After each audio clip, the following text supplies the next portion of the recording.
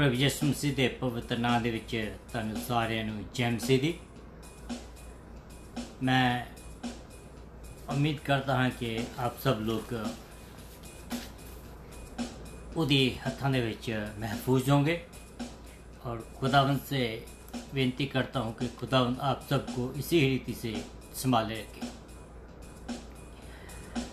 आइए हम अपने आज के इस प्रोग्राम को शुरू करें। शुरू करने से पहले हम दुआ में जाएं और खुदावंद से विनती करें कि खुदावंद हम सबको अपनी आशीष और अपनी दया दें, क्योंकि खुदावंद हमारा मेहरबान खुदा है, वादों का सच्चा परमेश्वर है। जो उसने वादे किए हैं वो पूरा करने में काबिल हैं। जो उसने कहा है कि जब 2 या 3 उसके नाम एकत्र होते हैं और उससे दुआ मांगते हैं तो खुदावंद अपने वादे के मुताबिक हमारी प्रार्थना को सुनता और उसका जवाब देता है। आइए हम इस उम्मीद के साथ अपने सिर को झुकाएं और खुदावंद से निवेदन करें कि खुदावंद आज अपना अनुग्रह हमारे पर बनाए रखे। अनुग्रह के स्वर्गीय परमेश्वर का धन्यवाद करता हूँ आज के सुंदर अवसर के लिए जो तूने आज हमें दिया है कि हम तेरी आराधना, तेरी स्तुति, तेरी प्रशंसा करें, तेरे नाम को ऊंचा करें, तेरे नाम को जलाल दें। पिता परमेश्वर, मैं तेरा धन्यवाद करता हूँ कि तूने पूरे दिन में संभाल कर रखा है और इस समय दिया है कि हम पिता परमेश्वर तेरी आराधना, तेरी स्तुति, तेरी प्रशंसा कर सकें। और पिता परमेश्वर, ये तेरी पाक मर्जी थी कि तूने हम सबको आज अपने हाथ में लेकर संभाल के रखा है।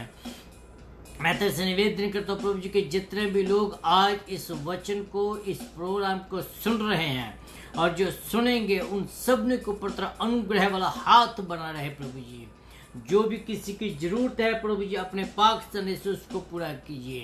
अगर कोई बीमार है, परेशानी में है, चिंताओं में है, उनकी बीमारी, परेशानी, चिंता को दूर कीजिए। अगर किसी को जॉब की जरूरत है, जॉब दीजिए। अगर किसी को पैसे की जरूरत है, पैसा दीजिए। अगर किसी को प्रभु जी किसी भी किस्म की कोई जरूरत है, अपने पाक जाने से उसको पूरा कीजिए। आप पूरे ईमान के साथ प्रभु जी तेरे घर में आए हैं, तेरे चरण में आए हैं, क्योंकि प्रभु जी तो हमारा जीवित परमेश्वर है। हम उस परमेश्वर की आराधना करते हैं जो जीवित है। ओ मेरे अनुग्रह के स्वर्गीय परमेश्वर, तेरे पास दिल है जो हमारी आवाज़ को सुन सकता है, फील कर सकता है। पिता परमेश्वर, देख के हम सबनों को अपनी महिमा के लिए तैयार कीजिए।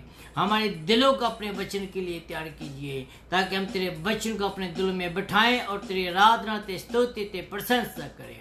तो भला परमेश्वर, स्तुति के योग्य परमेश्वर, प्रार्थना को सुना इसलिए धन्यवाद हो। यीशु मसीह के नाम से मांगता हूँ, आमीन एंड आमीन। मेरे जी, जो आज का जो वचन है बहुत ही जबरदस्त वचन है और मैं आपसे निवेदन करता हूँ कि आप मेरे साथ बने रहिएगा। आइए हम इस गीत को गाएंगे और गीत के जो गीत हैं उससे वचन के मतलब ही है, साथ ही मिलता है, इसलिए मैंने इसको चुना है और इसको हम सब मिलकर गाते हैं। जिसको आता है तो ठीक है, नहीं आता तो मेरे साथ गुनगुनाए और सुने। यीशु नु कबूल कर जिंदगी तू पाएगा, यीशु नु कबूल कर जिंदगी तू पाएगा। जे ना कीती तौबा सीधा दौज खान जाएगा, जे ना कीती तौबा सीधा दौज खान जाएगा। कईयां इस गल नू है दिल तो विसारिया, कईयां इस गल नू है दिल तो विसारिया। दिलो के यीशु जी नू अज है पुकारिया, दिलो के यीशु जी नू अज है पुकारिया। वेला जिदो लंघ गया फिर पछतावेगा, वेला जिदो लंघ गया फिर पछतावेगा। जे ना कीती तो सीधा दौज खान जावेगा, जे ना कीती तो बस सीधा दौज खान जावेगा। तो वापिसो लेना बपतिस्मा जरूर है, तो वापिसो लेना बपतिस्मा जरूर है। मारे के दफने होना गल ए जरूर है, मारे के दफने होना गल ए जरूर है। फिर तू इनाम विच रूहे पाके पावेंगा।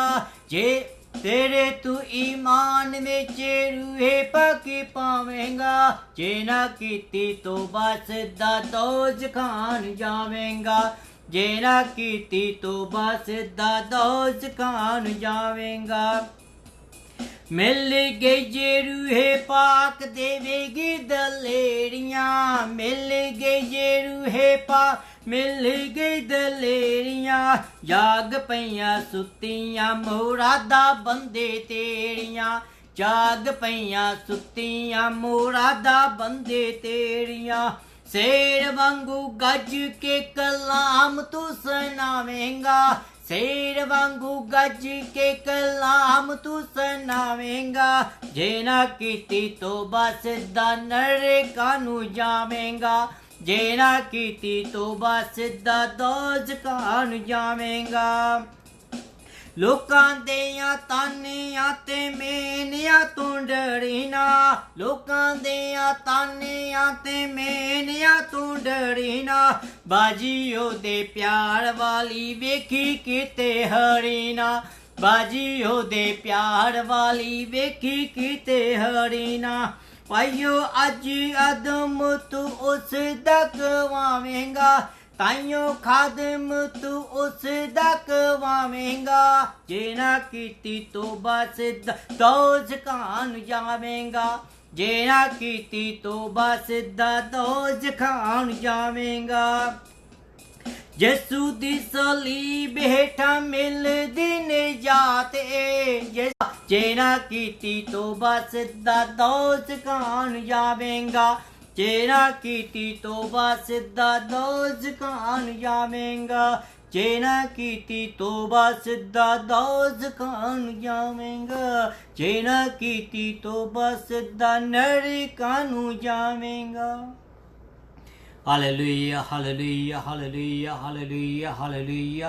यीशु ता धन्यवाद, यीशु ता धन्यवाद, यीशु ता धन्यवाद। Glory to God. Hallelujah hallelujah. मेरे प्यारे परमेश्वर ता धन्यवाद हो, तेरा धन्यवाद। Hallelujah hallelujah hallelujah. मेरे प्यारे परमेश्वर ता धन्यवाद हो, तेरा धन्यवाद हो। मेरे जी जो जैसे आपको मालूम है कि हम लोग प्रकाश की पोथी जो है उसकी स्टडी कर रहे हैं। तो आज जो है वो परमेश्वर का जो वचन है वो हमें यूहन्ना की किताब में से मिलेगा और बहुत ही पावरफुल वचन है। इसको आज हम देखते हैं कि खुदावंत का वचन में क्या कहता है। प्रकाश की पोथी उसका 9वां अध्याय। मैं इसको पूरा नहीं पढ़ूंगा, लेकिन इसकी स्टडी जो है वो आज हम पूरी करेंगे 9वें अध्याय में, और कल जो है वो हम 10वें अध्याय के बीच में प्रवेश करेंगे। कहता कि जब 5वें स्वर्गदूत ने तुरी फूकी तो मैंने स्वर्ग से पृथ्वी पर एक तारा गिरता हुआ देखा और उसे अथाह कुंड की कुंजी दी गई थी। उसने अथाह कुंड को खोला और कुंड में से बड़ी भट्टी का सा धुआं उठा और कुंड के धुएं से सूर्य और आजू अंधकारमय हो गया। तब धुएं में से पृथ्वी पर टिड्डियां निकली और उन्हें पृथ्वी के विषयों को से साबत दी गई, शक्ति दी गई। उनसे कहा गया कि पृथ्वी की घास को, ना किसी हरियाली को, ना किसी पेड़ को हानि पहुंचाना, केवल उन मनुष्यों को हानि पहुंचाना जिनके माथे पर परमेश्वर की मोहर नहीं है। उन्हें लोगों को मार डालने का तो नहीं, पर 5 महीने तक पीड़े देने का अधिकार दिया गया। और उनकी पीड़ें ऐसी थी जैसे बिच्छू के डंक मारने से मनुष्यों को होती है। उन दिनों में मनुष्य पृथ्वी को मृत्यु को ढूंढेंगे और ना पाएंगे, और मरने की लालसा करेंगे और मृत्यु उन पर ना आएगी। खुदावंद अपने वचन के पढ़े सुन पर आशीष दे, आमीन। एक बार फिर मैं आप सबको प्रभु यीशु मसीह के पवित्र नाम में जेएमसी की गुड मॉर्निंग, गुड इवनिंग और इस आराधना में आप सबका स्वागत करता हूं और खुदा से विनती करता हूं कि खुदावंद आप सबको अपने पवित्र पंखों के नीचे ढांपे रहें और इस बड़ी मुश्किल में से खुदावंद आपको बचाए रखे। और हमने ये देखा था कि पहली 4 तुरियां जो हैं वो फूकी गई थी और पूरी बाइबल में से अगर आप पढ़ें तो जो रेवलेशन की किताब है उसमें से ज़्यादा भयानक बातें जो अभी तक हुई हैं और जो होने वाली हैं उसमें बताई गई हैं। और जो बातें अभी तक रेवलेशन में हुई हैं उससे पृथ्वी का जो ढील डौल है वो बदल गया है और मानव जाति जो है और एक पवित्र खुदा के सामने बिखरने सी लगी है। मानव जाति को पता नहीं कि क्या करना है। और जब हम 8वें अध्याय में के अंत में जब हमने देखा था कि एक दूत जो है वो स्वर्ग से उड़ान लेता हुआ 3 बाबा को पुकारता है, 3 संकट का संदेश देता है, क्योंकि उस दूत को मालूम था कि आखिरी 3 तुरियां जो पहले वाली फूकी गई थी और जो आने वाली हैं वो इनसे कहीं ज़्यादा भयंकर होंगी। और ये बात सच है कि अगर आप इस स्टडी में बने रहेंगे तो आपको पता चलेगा कि कितनी भयंकर बातें आने वाले दिनों में, आने वाले अध्याय में जो है वो होने वाली हैं। और मुझे ऐसा लगता है घातक होने वाली है। प्रभु हमें इस कलेश का पूरा वेरवा क्यों दे रहे हैं? प्रभु हमें क्या बताना चाहते हैं? क्यों ये सब कुछ दे रहे कि क्या होने वाला है? इस ट्रेजरी या इस मौत पीड़ा के बारे में क्यों बता रहा है? क्यों हमें आगाह कर रहा है? ये रेवलेशन की किताब हमें क्यों इन बातों के बारे में बताती है कि ये सब होने वाला है? मेरे ख्याल में जो मेरी स्टडी है, मेरी स्टडी के मुताबिक जहाँ 3 बातें जो हैं वो बताई गई है। पहली बात तो ये कि चर्च को इस बात का पता चल जाए कि चर्च इन दुखों में से नहीं जाएगी, क्योंकि चर्च को खुदावंद ने अपने लहू से खरीद लिया है और चर्च जो है वो पहले से उठा ली जाएगी। पहली बात तो ये। और ये बहुत खुशी की बात है कि जो पहली आमद में शामिल होंगे और उनके ऊपर इन सब चीजों का कोई अधिकार नहीं होगा। दूसरी बात कि ये भविष्य की इस झलक को उन लोगों के लिए चेतावनी है जिन लोगों ने अभी तक यीशु मसीह को कबूल करके नहीं ग्रहण किया है, कि वो इन झलकों को देखकर परमेश्वर को अपना उद्धारकर्ता करके कबूल कर ले। अगर नहीं करते हैं तो मैं आपको सच बता रहा हूं, बाइबल के मुताबिक मैं बता रहा हूं कि उनका जो हाल है वो बहुत मुश्किल होगा।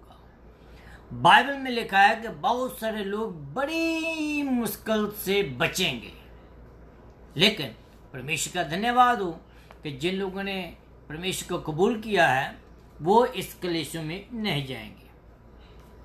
तीसरी जो अहम बात है उन लोगों के लिए जिन लोगों ने यीशु मसीह को कबूल किया है और जो अपने आप को यीशु मसीह के चेले कहलाते हैं, जो अपने आप को यीशु मसीह के खादम कहलाते हैं, ये उनके लिए है कि उन लोगों के पास जाएं जो परमेश्वर ने हमारे ऊपर दया की है। परमेश्वर का वचन लेकर उन लोगों के पास जाएं जिन लोगों ने यीशु मसीह को कबूल नहीं किया, ताकि वो लोग भी परमेश्वर को कबूल कर लें, वो लोग भी परमेश्वर को कबूल करें और अपने गुनाहों से पश्चाताप कर लें। जैसे हमने आज 5वीं तुरी के बारे में बातचीत हमने करनी है और करेंगे, तो मैं आपके साथ कुछ बातों को साझा करना चाहता हूं कि कौन सी कैटेगरी में आप आते हैं या मैं आता हूं, या इस वचन में हमें क्या मिलता है और ये वचन क्यों हमारे लिए आज जरूरी है। हम ऐसे समय में रह रहे हैं जहां लोग जब नरक का जो नाम लिया जाता है या नरक का जो संदेश दिया जाता है या नरक के बारे में बातचीत की जाती है, तो लोग मजाक उड़ाते हैं और लोग कहते हैं कि नरक किसी ने देखा, स्वर्ग किसी ने देखा, सब कुछ यही है। लेकिन मेरे अजीजों, मैं आपको बताने वाला हूं आगे जाकर कि नरक है क्या। जो आप समझते हैं वो नरक नहीं है, नरक इससे कहीं बढ़कर है। और कई पादरी लोग भी, कई चर्च के मेंबर भी जो हैं और इस सब्जेक्ट से बात करने से नकारा करते हैं। जैसे बाइबल में लिखा है वैसे वो सिखाते नहीं है, ना उसके बारे में बातचीत करते हैं। लोग मजाक करते हैं इसके बारे में, इस शब्द को बड़े बेहुदा तरीके से इस्तेमाल करते हैं, इस शब्द को बड़े मजाकिया तरीके से, नरक जो नाम का है उसको बड़े दुर्भाषा उसका इस्तेमाल करते हैं। लेकिन ये वास्तविक लोग जो है वो नरक में जरूर जाएंगे। क्यों? क्योंकि वास्तविक जगह है, नरक एक खास जगह है और ये वास्तविक अंत उनके लिए है और हमेशा के लिए है ये जगह, और ये वास्तविक पीड़ा भी उनके लिए है और वो हमेशा के लिए सहेंगे। नरक एक खास जगह है जो इस पृथ्वी के और आसमान के बनने से पहले ही तैयार की गई थी। और एक नरक जो जगह है एक खास जगह है, ये उन लोगों के लिए है, बाइबल में लिखा कि शैतान और उसके चेलों के लिए, शैतान और उसको पूजने वालों के लिए एक जगह तैयार की गई है। लेकिन परमेश्वर नहीं चाहता है कि कोई भी उस जगह में जाए। आगे जाकर हम देखते हैं कि इन शब्दों, जो नरक जो शब्द हैं, आज हमारे जीवन में कैसे आता है। एक जो नरक शब्द है आज हमारे परिवारों में कैसे आता है, आज हमारे घर में कैसे आता है, इसको हम आगे जाकर जाएं तो ये मैं शैतान के बारे में एक बात करने वाला हूँ, जो बड़े ध्यान से सुनिएगा कुछ बातों को। ये जो है भयानक व्यक्तित्व है, हॉरिबल पर्सनैलिटी जो है शैतान, जो हॉरिबल पर्सनैलिटी। जब 5वें दूत ने अपनी तुरी को फूका तो हमें एक भयंकर व्यक्तित्व से मुलाकात होती है, एक ऐसी चीज से मुलाकात होती है, एक ऐसी चीज हमारे सामने आती है। और मुझे विश्वास है कि ये शैतान के बारे में ही है, ये जो दूत है और ये एक शैतान ही है। मैं आगे जाकर बताऊं कि मैं क्यों कह रहा हूं। आइए हम देखेंगे कैसे ये शैतान है। ये जो एक बहुत प्रसिद्ध व्यक्ति है, प्रसिद्ध व्यक्ति के बारे में जब हम बात करते हैं तो हम एक स्टार जो हैं, एक अभिनेता या नेता, उनके बारे में हमारी नज़रों में ख्याल आता है कि हाँ भाई, जैसे कि जेम्स बॉन्ड, जैसे कि शाहरुख खान, जैसे कि सलमान खान, ऋतिक रोशन, ये सब जो बातें जो हैं, जो प्रसिद्ध लोग हैं, फेमस लोग हैं, इनके बारे में ऐसे लोगों के जैसे ये जो है ये प्रसिद्ध हैं। बहुत सारे इसको आत्मक रूप से लेते हैं, लेकिन रेवलेशन की किताब उसका 8 अध्याय उसके 10 और 11 में आप जब इसको पढ़कर देखें तो इसमें लिखा है कि जो इसको बड़े छोटे शब्द में लेते हैं, लेकिन ये जहाँ जो इसको इस्तेमाल किया गया है, जहाँ एक स्टार, एक तारे के रूप में इसको इस्तेमाल किया गया, इट इज लिटरली एक आदमी है, शैतान। ओके, जब हम इस तारों के बारे में बात करते हैं, जैसे मैंने पहले कहा कि मशहूर हस्तियों के बारे में बातचीत करते हैं, उनके बारे में सोचते हैं जो इस दुनिया में प्रसिद्ध हैं, तो शैतान जो है जब वो स्वर्ग में था, शैतान बनने से पहले, he was a very famous over there, बहुत प्रसिद्ध था। और जब वो पृथ्वी पर फेंक दिया गया तो वहाँ भी वो बहुत प्रसिद्ध है, लेकिन वो पृथ्वी के नीचे जो नरक है वहाँ भी वो प्रसिद्ध होगा। ये बातें इस शैतान के बारे में हम देखते हैं। शैतान का एक नाम है, मेरा ख्याल सभी को उस नाम के बारे में पता होगा, उस नाम है उसका लूसीफर। और ये इज़ाया की किताब उसका 14 अध्याय उसकी 12 आयत में जब अगर आपको देखें तो वहाँ लिखा गया है कि एक शानदार सितारा है, light bear shining star. Bible में यशायाह नबी की किताब में इसके बारे में बताया गया है। दूसरी बात इसके बारे में हम देखते हैं कि वह एक फॉलन पर्सनैलिटी है, पतनशील व्यक्तित्व है ये। ओके, जो शब्द पतन है, जो गिरावट है, उसके बारे में जब हम देखें तो एक पिछले समय में की बात कही गई है, लेकिन आज भी वो लगातार है, ऐसी बात है ये, जिनमें के पास्ट परफेक्ट टेंस में इसको बताया गया है। और ये उस चीज को बताता है जो हो चुकी है और आज भी वो मौजूद हैं। फॉलन में कि गिरा हुआ मीन, हम एक गिरे हुए को कहते हैं कि एक बहुत नीचे गिर गया हो, उसके बारे में हाँ आज बातचीत करेंगे। शैतान का जो पतन है, पिछले ही समय में, या जब अगर आप लूका की किताब उसका 10 अध्याय 18 आयत में पढ़े तो हमें पता चलता है कि हम सब शैतान के बारे जानते हैं कि वो किस रीति से उसको जमीन पर फेंका गया, और वो एक महान स्वर्गदूत था, लेकिन जैसे खुदा ने उसको बनाया था उसमें खुश नहीं था वो। और इसी रीति से हम लोग जो हैं, हम लोग भी जैसे खुदा ने हमें बनाया है वैसे हम खुश नहीं रहते हैं। अगर किसी को रब ने थोड़ा रंग जो है वो मेरे जैसा दे दिया है तो मैं कहता हूँ मैं उसमें खुश नहीं हूँ। जब किसी को ज़्यादा आंखें सुंदर दे दी हैं, वो कहता है कि मेरी और आंखें सुंदर होनी चाहिए थी। यहाँ किसी को किसी रीति से बनाया खुदा ने, उसमें वो संतुष्ट नहीं होते बल्कि और मांगते रहते हैं। ये जो शैतान था, आपको मालूम है कि ये चीफ म्यूजिशियन था, एक चीफ संगीतदार था, एक स्वर्ग में जो क्वायर है, क्वायर का लीडर था, बहुत अच्छा गाता था और काफ़ी टैलेंटेड था, लेकिन उसके मन में घमंड आ गया। घमंड किसी बात का आ गया उसके बीच में कि मैं बहुत बड़ा हूँ, मैं खुदा के समान बन जाऊंगा, मैं ये कर सकता हूँ, मैं सारा कुछ गीत बजाकर गाने गाकर इस खुदा की उपासना करता हूँ। वाई नॉट मी, मैं क्यों नहीं ये सब कुछ कर सकता, मेरे लिए ये सब कुछ क्यों नहीं हो सकता। घमंड आ गया और घमंड के कारण उसको स्वर्ग से नीचे गिरा दिया गया।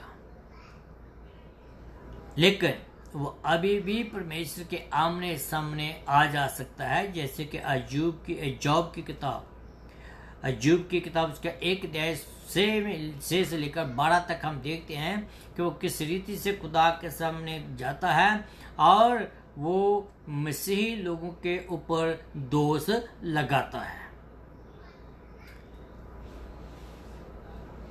लेकिन जब शैतान को सदा के लिए पृथ्वी पर फेंक दिया जाएगा, सदा के लिए उसको स्वर्ग से निकाल दिया जाएगा, फिर उसके बाद उसकी कोई एंट्री स्वर्ग में नहीं होगी, तो वो उसको पृथ्वी पर अपनी गतिविधियों को सीमित रखने की आज्ञा के साथ भेजा जाएगा। उसकी पृथ्वी पर अभी तो हम जानते हैं ना कि जो शैतान है उस पृथ्वी का राजा है और जो कुछ चाहता है इस पृथ्वी पर करता है। लेकिन जब उसको हमेशा हमेशा के लिए स्वर्ग से बाहर निकाल दिया जाएगा और नरक में डाल दिया जाएगा, उसकी जो गतिविधियाँ होंगी वो लिमिटेड होगी, वो कुछ खुदा की मर्जी के बगैर कुछ नहीं कर सकेगा। जिस कारण शैतान नीचे गिरा दिया गया था, वो बात अब भी इंसान में पाई जाती है। क्या बात? घमंड। जैसे मैंने पहले कहा, किस बात का घमंड? किन चीज़ों का घमंड? लोग सोचते हैं कि वो मैं तो खुदा के बगैर बहुत कुछ कर सकता हूँ। जहाँ कभी कोई अच्छी चीज़ हो गई तो कहते हैं ये बात मैंने कही, ये बात मैंने कर दी, ये बात मेरे द्वारा हुई। यहाँ अगर किसी को, जैसे मैंने पहले कहा है, अगर किसी के पास 4 पैसे हैं उसको पैसे का घमंड है। अगर किसी के पास 4 आदमी हैं उसको इस बात का घमंड है कि अगर किसी को कुछ सक्सेस मिल गई उसको उस बात का घमंड है। लेकिन वचन में लिखा है कि जो घमंड है वो आदमी को गिरा देता है। ये घमंड जो है वो आपकी आत्मिक तरक्की में रुकावट डाल देता है, वो आपको सेल्फ राइचियस बना देता है, वो आपको ये सोचने पर मजबूर कर देता है कि I am who I am, कहता है कि मैं ही हूँ जो हूँ, मैं सब कुछ कर सकता हूँ। शैतान भी ऐसा ही सोचता था कि सब कुछ तो मैं करता हूँ, सारा कुछ तो मैं गीत भजन गाता हूँ, आराधना मैं करता हूँ, तो जो खुदा है वो बैठे बैठे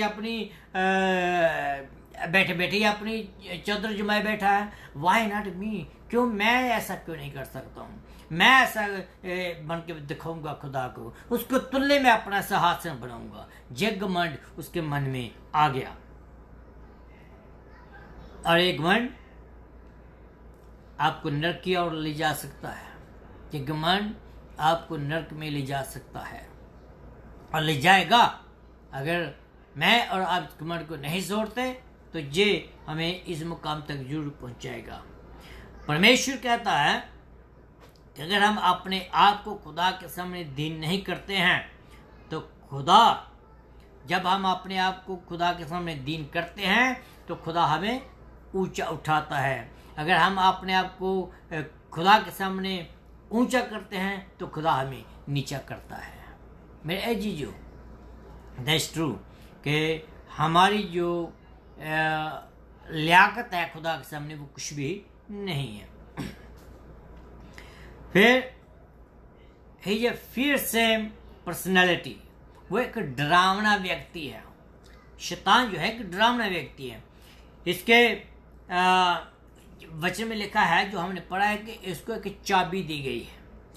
वो चाबी उसको जो दी गई है उसको एक भयानक जेल खोलने और दुनिया पर भयानक बीमारी को भेजने का उसको अधिकार दिया गया है। Just think about that. He had the key. He had the key of the prison. That when he come to the earth, he opened that prison and हमने पढ़ा है कि किस रीति से आगे क्या होने वाला है। उसको बीमारी भेजने का अधिकार दिया गया है। रेवलेशन की किताब उसका 1 अध्याय उसकी 18 आयत में जब हम पढ़ा था तो उसको यीशु मसीह के पास जो है वो यीशु मसीह के बारे में कहा गया, तो उसके पास मौत की चाबी है, मौत और जीवन की चाबी है। किसके पास? यीशु मसीह के पास। थोड़े समय के लिए नरक की जो चाबी है, वो जो कैद की चाबी है, जो थोड़े समय के लिए, और इसको शैतान को दी गई है कि जो कैद में राक्षस हैं उनकी मेजबानी करें। थोड़े समय के लिए दी गई है लेकिन ज़्यादा समय के लिए नहीं है। जब हम इस मुद्दे पर बात कर ही रहे हैं कि शैतान के बारे में, उस चाबी के बारे में, तो let me go little further more, मुझे और थोड़ा आगे जाने दीजिए कि मैं इसे शैतान के बारे में बताऊं। जो शैतान जो है एक वास्तविक व्यक्तित्व है और वह मौजूद है और उसकी शक्ति जो है वो भी बरकरार है। कई लोग इसको बहुत नॉर्मल लेते हैं, बहुत ढीला सा लेते हैं कि शैतान कौन है। ना, शैतान है और वो व्यक्ति है और वो अपनी ताकत का पूरा इस्तेमाल करता है। दूसरी बात, शैतान जो है वो अभी तक नरक में नहीं गया है और वो नरक में जाने से डरता भी है। He doesn't want to go to hell, वो नहीं चाहता, लेकिन एक दिन आएगा जब उसको हमेशा हमेशा के लिए नरक भेज दिया जाएगा। और जब वो नरक में जाएगा तो वो एक दोषी के रूप में जाएगा। एक जैसे कि आज हम देखते हैं ना कि आज इस पृथ्वी पर वो राजा है, लेकिन राजे की तरह वो नरक में नहीं जाएगा, वो एक दोषी की तरह जाएगा। दोषी को हाथ घड़ियां लगा कर दी जाती है, ले जाता है, वैसे उसको लेकर जाया जाएगा और उस नरक में हमेशा हमेशा के लिए फेंक दिया जाएगा। और वो जो शैतान है वो नरक नाम की जो शब्द है उससे भी नफरत करता है, लेकिन उसका अंत वही है, वही उसको जलील होना पड़ेगा, वही उसको जाना पड़ेगा, वही उसकी जो जगह है उसके लिए बनाई गई है। लेकिन ये जो है वो अकेला नहीं जाने वाला। जैसे मैंने पहले कहा था कि he is not going to into hell alone। ये जगह बनाई इसलिए गई है कि शैतान और उसके जो चेले हैं उनके लिए, वो हमेशा हमेशा के लिए जाएंगे। चेले मीन्स कि जो यीशु मसीह को छोड़कर या यीशु मसीह के पीछे नहीं हो लेते और शैतान के पीछे लेते हैं। दूसरे शब्द में मैं कहूँ कि जो रूह यीशु मसीह का इकरार नहीं करती हैं और जो रूह यीशु मसीह के बरखिलाफ चलती है, that they belong to on that category। तीसरी बात जो है, शैतान जो है बाइबल के महान रहस्यों में से एक है। इसका काफ़ी बात इसके बारे में बताई गई है। परमेश्वर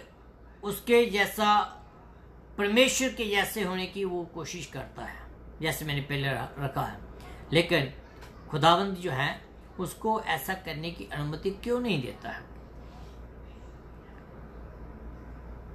शैतान में ताकत है, लिखा है और कहा भी है, सुना भी है, लेकिन हमें जरूरत है कि हमें उससे सावधान रहने की, उसको हल्का ना लें, उसको हम ये न कह के शैतान क्या चीज़ है, ले ही है the power, he is original, he original. उसके पास मेरे और आपसे ज़्यादा कहीं ताकतवर है उसके पास। दाओ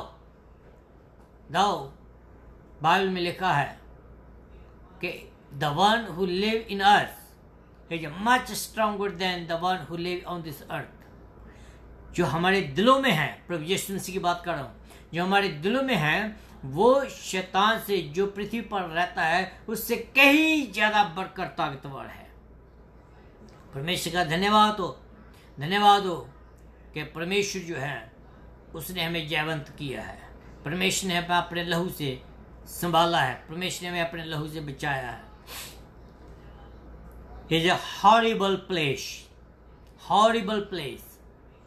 एक भयानक जगह है जिसके बारे में मैंने शुरू में कहा था कि उसके बारे में हम बात करेंगे।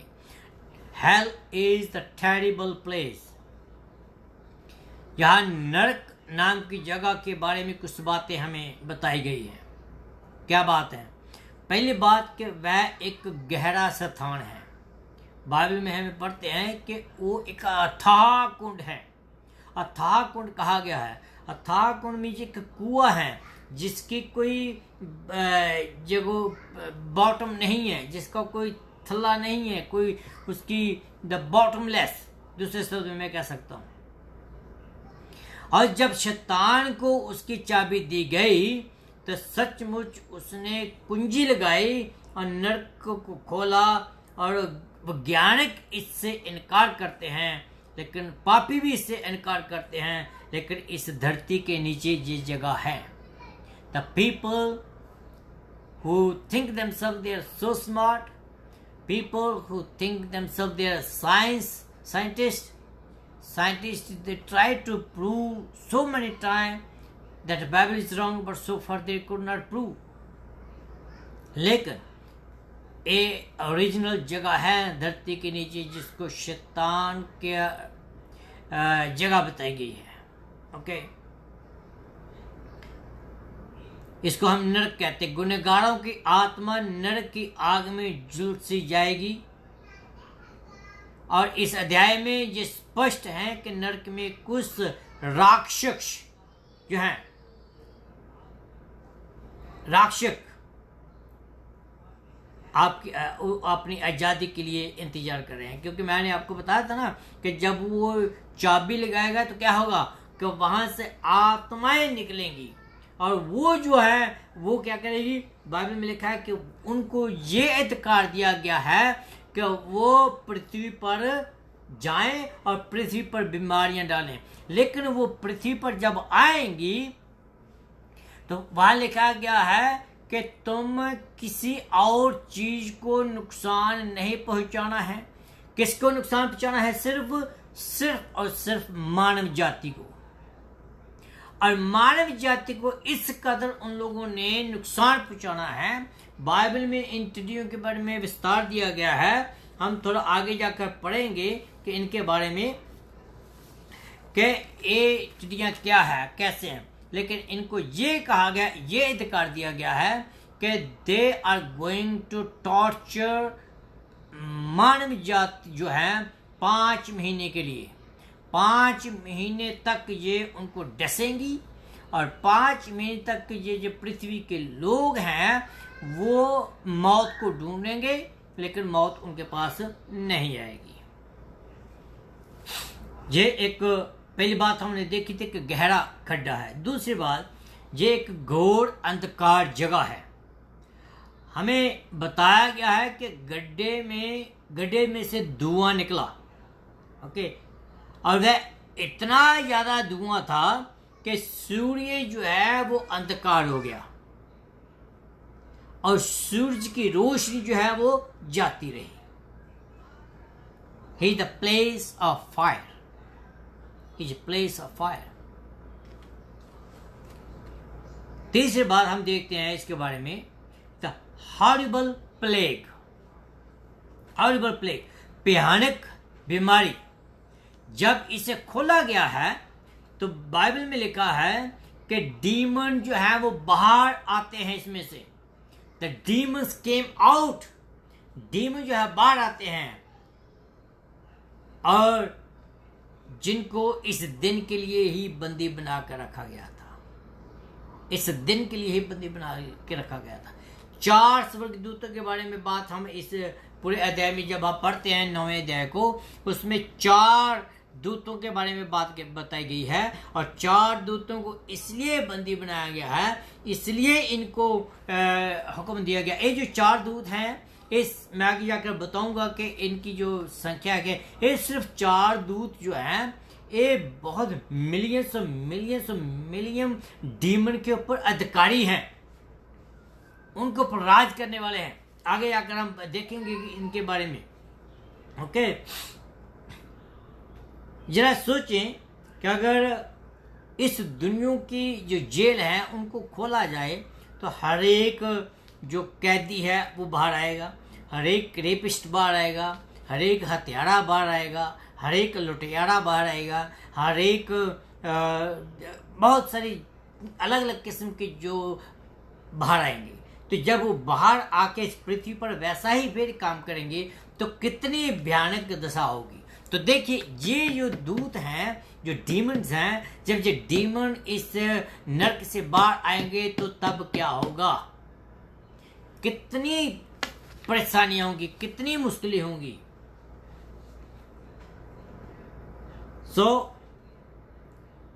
हम देखते फिर टिड्डियों के बारे में जिक्र किया गया है कि उस अथाह कुंड से टिड्डियाँ निकली, और टिड्डियाँ जो इतनी तादाद में थी, इतनी ज़्यादा थी कि उनके लिए कम से कम भी 20 मील, आई मीन या 20,000 मील्स उसके लिए जगह चाहिए उनको कवर करने के लिए, इतनी ज़्यादा टिड्डियाँ थी। अब देखें कि कितनी ज़्यादा वो होंगी। लिखा है कि वो पौधों को नुकसान नहीं पहुंचाएंगी, लेकिन मनुष्यों को वो दुख देंगी। किनको? मनुष्यों को। इन टिड्डियों का एक राजा है, ये आम फौज नहीं है, ये पूरी तैयारी से इनको रखा गया है। इनका एक राजा है जो इनकी अगुवाई करता है, और उनको ये शक्ति दी गई है, किनको? टिड्डियों को, राक्षस को, डीमंस को। उनको शक्ति ये दी गई है कि उन लोगों ने 5 महीने तक आदम जात को टॉर्चर करना है। अगर बाइबल में अगर हम पूरा पढ़ें, इस पूरे अध्याय को पढ़ें, तो बताया गया है कि उनकी जो पूंछ हैं उनमें क्या विष हैं, उनकी आँखें, उनके दांत, उनकी जो डिस्क्रिप्शन दी गई हैं वो बहुत ही भयानक दी गई हैं। कहता है कि उनके पास बिच्छू की तरह डंक मारने की शक्ति होगी। अगर आज हमें एक बिच्छू या एक जो बूंद होता है वो लड़ जाए तो कितनी ज़्यादा हमारे ऊपर प्रॉब्लम आती है। तो थिंक अबाउट दैट कि उस समय क्या होगा। वे दर्द पैदा करेंगे, ऐसी दर्द जो कि आपको अभी तक कहीं भी एक्सपीरियंस नहीं किया होगा। जब वे अटैक करेंगे तो किसी को मारेंगे नहीं उनको, लेकिन उस दर्द से टॉर्चर किया जाएगा, इतने भयानक। अगर आपको दांत दर्द हो या कान दर्द हो या किसी और जगह दर्द हो तो आप कितने व्याकुल होते हैं। लेकिन ये जो टिड्डियाँ हैं, 1 दिन नहीं, 2 दिन नहीं, 3 दिन नहीं, 10 दिन नहीं, 20 दिन नहीं, 30 दिन नहीं, लेकर 5 महीने तक लगातार ये डस मारती रहेंगी, लगातार आदमी को ये दर्दें देती रहेंगी। Every day, every moment, every minute, every second, every hour, every evening, every morning, every day, they are not going to take any rest. Their job is to do this. Their job is to do this. Nothing will help us. No medicine will help. No injection will help. No heart fermentation will help. No cold fermentation will help. No मलहम पट्टी है, कुछ भी doctor आपके पास काम नहीं आएगा, कुछ भी काम नहीं आएगी इन दर्द को काम करने के लिए। ना कोई चीटा, ना कोई पीला, ना कोई गोरा, ना कोई काला, किसी भी किस्म की जो मेडिसिन है वो लागू नहीं होगी। ये दर्दें कम नहीं होंगी, इनफैक्ट ये दर्दें बढ़ती चली जाएंगी। अगर आप आगे जाकर देखें तो उसमें लिखा है कि वो एक उनका जो चेहरा है वो घोड़े के जैसा है। घोड़े लड़ाई के लिए तैयार बैठे हैं।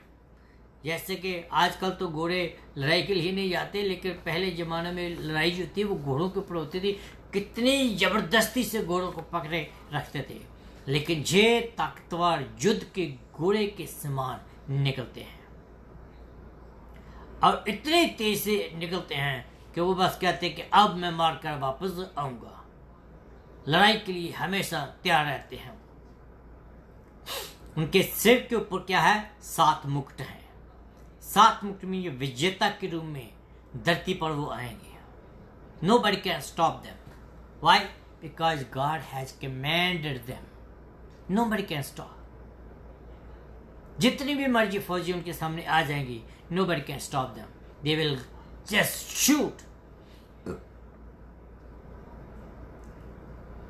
जैसे मैंने पहले बोला है, कोई साइंस, कोई जंतर मंत्र, कोई भी काम नहीं आने वाले हैं। इनके चेहरे जो है, चेहरे बताया गया है इनके चेहरे जो है वो आदमी जैसे हैं, मीनिंग कि दे वर फिल्ड विद विस्डम। और उनको मालूम है कि किन के ऊपर जाकर डंग मारना है। उनको मालूम है कि किन को उन लोगों ने परेशान करना है, किन को नहीं करना है। Why? Because they are instructed. उनको बताया गया है, उनको शिक्षा दी गई है, उनको समझाया गया है कि किन को नुकसान करना है, किन को नुकसान नहीं करना है। उनके बाल स्त्री जैसे हैं, meaning they are very attractive people, और अपने इस खूबसूरती के द्वारा वो बहुत सारे लोगों को अट्रैक्टिव कर सकते हैं, बहुत सारे लोगों को अपने जाल में फंसा सकते हैं। इनके दांत जो हैं, वो दांत जो है वो किसकी तरह हैं? शेर की मानदे इनके दांत हैं। उनका काटना इतना खतरनाक होगा कि आपको मालूम है कि शेर में कितनी ताकत है, जिसको वो पकड़ लेता है उसको छोड़ता नहीं है। एंड जैसे मैं कह रहा हूं, पहले मैंने कहा है कि ये जो लोग हैं 1 दिन 2 दिन 3 दिन 4 दिन 5 दिन नहीं, 10 दिन नहीं, बल्कि 5 महीने तक ऐसे काटते रहेंगे। मैं आपको डरा नहीं रहा हूं, लेकिन मैं आपको ये कह रहा हूं कि this is the time to repent. अगर आप आज इन वचनों को सुनकर रिपेंट कर लेते हैं तो आपको इन चीजों से डरने की कोई जरूरत नहीं है। क्यों? क्योंकि खुदावंद आपको बचा लेता है।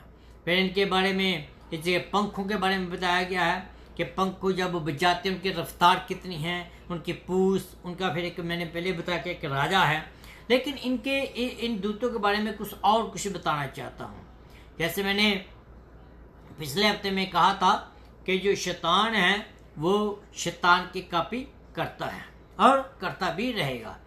जैसे कि परमेश्वर जो है उसका सिंहासन बना है और ये कहता है कि मैं भी अपना सिंहासन बनाऊंगा, और परमेश्वर के सिंहासन के पास 4 जीवित प्राणी खड़े रहते हैं। और इसने क्या किया है कि पृथ्वी को 4 दूत पृथ्वी पर बैठाए हुए हैं, जो कि पूरी दुनिया को कंट्रोल किए हुए हैं। ये 4 दूत जो है ये 20 करोड़ के सेनापति हैं। ये जो टिड्डियां निकलेंगी, ये जो डीमंस निकलेंगे, कितने हैं? 20 करोड़ से ज्यादा होंगे। सिर्फ इतना नहीं,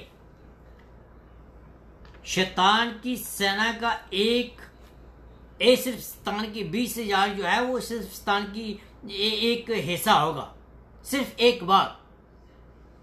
और इस स्थान को साधारण तौर पर अगर हम देखें इसके लिए तो 1 मील चौड़ाई और 87 मील जो है इसके लंबाई चाहिए इस सेना को कवर करने के लिए। 1 मील चौड़ाई और 87 मील लंबाई जितनी होगी उतने में ये सेना जो है वो आएगी। थिंक अबाउट दैट कि 20 करोड़ एक हिस्सा है इसका, तो कितने ये होंगे? क्यों? एक ऐसा तो 4 दूत है, हर एक दूत को एक ऐसा दिया गया है। इट मीन 80 करोड़ ये जो विषु टिड्डियां और डीमन जो हम वहां निकलेंगे। और एक और बात बताई गई है कि वचन में लिखा है कि इनको कुछ लेना देना नहीं होगा और ये लोग उनको नहीं टच करेंगे जिन लोगों के माथों पर परमेश्वर की मोहर है, उनको टच नहीं ये करेंगे। परमेश्वर के लोगों से अलग करने की जो कोशिश जरूर करेंगे। परमेश्वर के लोग जो हैं उनको परमेश्वर से अलग करने की कोशिश जरूर करेंगे। और इनका काम क्या है? पहले मैंने क्या काम इनका क्या है कि वो परमेश्वर के लोगों को दुख जरूर देंगे। भजन संहिता अगर आप पढ़ें उसका 78 और 49 आयत उसमें लिखा है।